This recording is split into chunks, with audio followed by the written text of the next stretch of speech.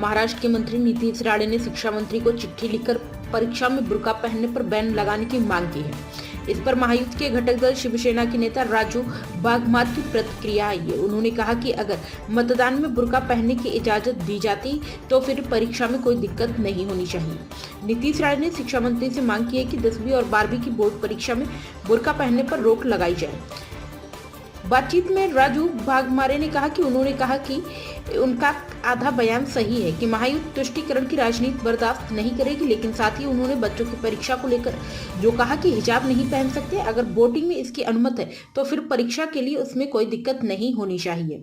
शिवसेना नेता ने आगे कहा, अगर चुनाव में किसी को आपत्ति है, कोई भी प्रत्याशी बदल सकते हैं, लेकिन परीक्षा में हमें नहीं लगता कि इस तरह के बयान को आगे ले जाना चाहिए। यह धरती छत्रपति शिवाजी महाराज, फुले और अंबेडकर के विचारों की धरती है। इस महाराष्ट्र में इस तरह की चीजें नैतिक रूप से स्वीकार नहीं है। दिल्ली चुनाव में पीएम मोदी ने भी रैली की। रैली के दौरान उन्होंने कहा, आप सवालों की लुटिया यमुना में डूब गई। पीएम मोदी के इस बयान पर राजू बागमारे ने कहा कि आम आदमी पार्टी के नेताओं की काफी आलोचना हुई।